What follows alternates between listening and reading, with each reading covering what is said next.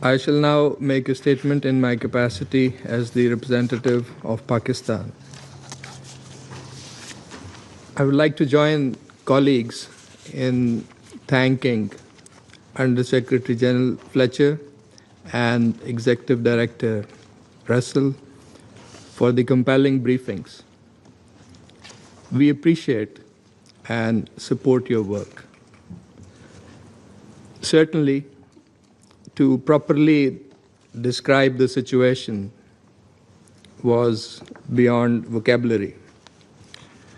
For the situation was actually beyond belief, unimaginable in this time and age. We support your calls primarily for standing unequivocally with international law and international humanitarian law and for an immediate ceasefire in Gaza. Colleagues, Gaza teeters on the brink of total devastation, a man-made catastrophe where death stems not only from bombardments, but from the systematic dismantling of the conditions necessary for life. Over 58,000 people have been killed, more than 138,000 wounded, and the entire neighborhoods reduced to rubble. Hospitals are barely functioning as supply chains collapse. Starvation is being used as a tool of war, and aid, the last lifeline for millions, has itself become a perilous pursuit. Just this past week, on 12th of July, dozens of civilians were reportedly killed when Israeli forces opened fire near an aid distribution queue in the Gaza city. Men, women, and children were waiting in the blistering heat for food. Instead, they found death. This is not an isolated incident. It is part of a pattern that underscores the urgent need for change.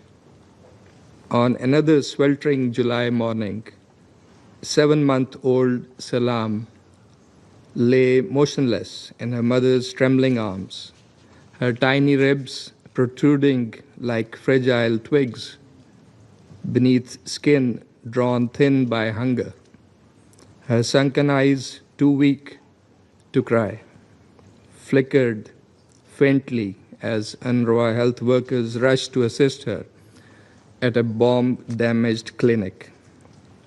For weeks, her family had wandered the rubble-strewn streets for infant formula, but without success.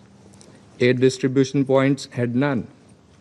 UN-run centers were either inaccessible, out of supplies, or under threat. As doctors worked frantically to stabilize her, Salam's breathing grew shallower, her faint whimpers fading into silence. By nightfall, she was gone. One of 67 children lost to starvation in the past month, while thousands of aid trucks remained stuck at Gaza's borders, obstructed by bureaucratic delays and militarized checkpoints. Salam's death was not an isolated tragedy.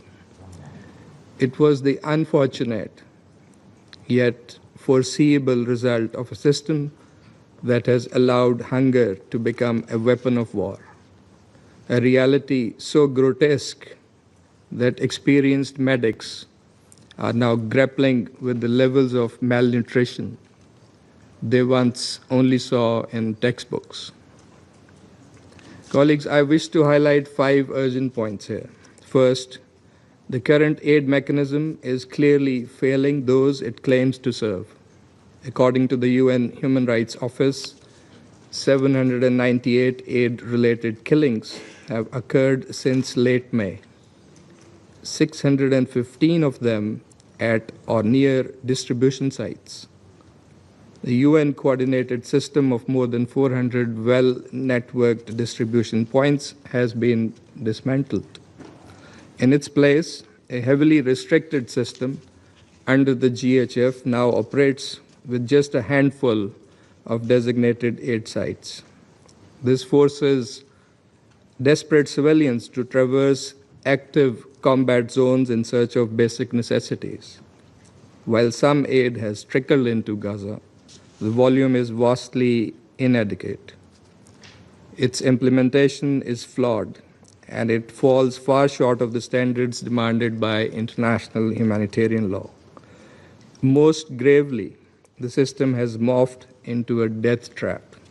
Second, the denial of life-saving assistance, particularly infant formula, has reached indefensible levels. Newborns face imminent risk of death by starvation. This form of deprivation cannot be justified under any circumstances. Immediate, unimpeded access must be granted for delivery of essential supplies. Third, Gaza is in the grip of a worsening shortage of medical supplies, shelter, and fuel. On 12th July, UN agencies issued a stark warning. Fuel reserves had reached critical lows, threatening to shut down hospitals, water and sanitation systems, telecommunications, bakeries, ambulances, and humanitarian operations.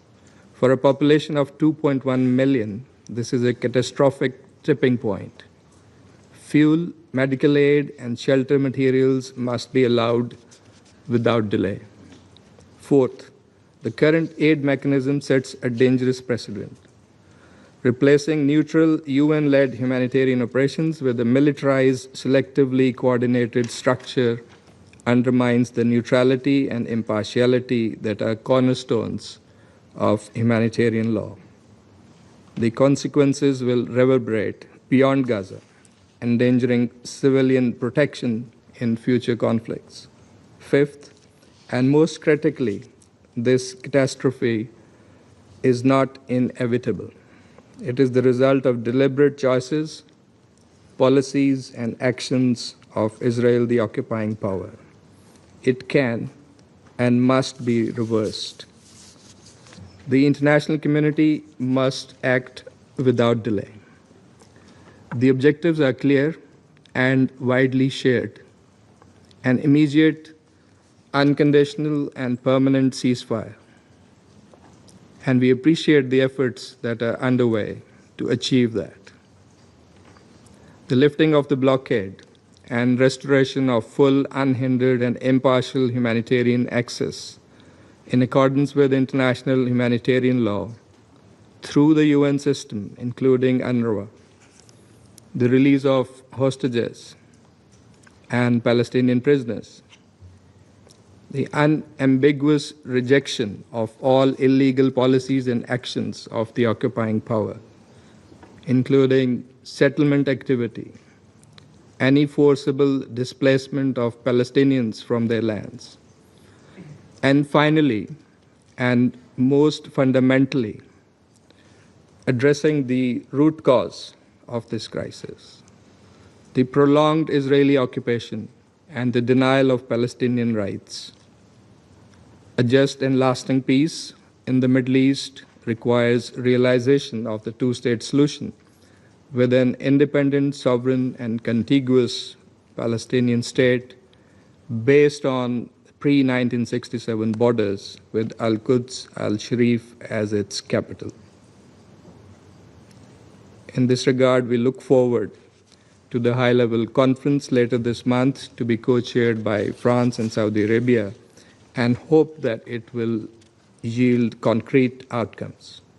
Colleagues, the world cannot stand by as Gaza is starved and shattered.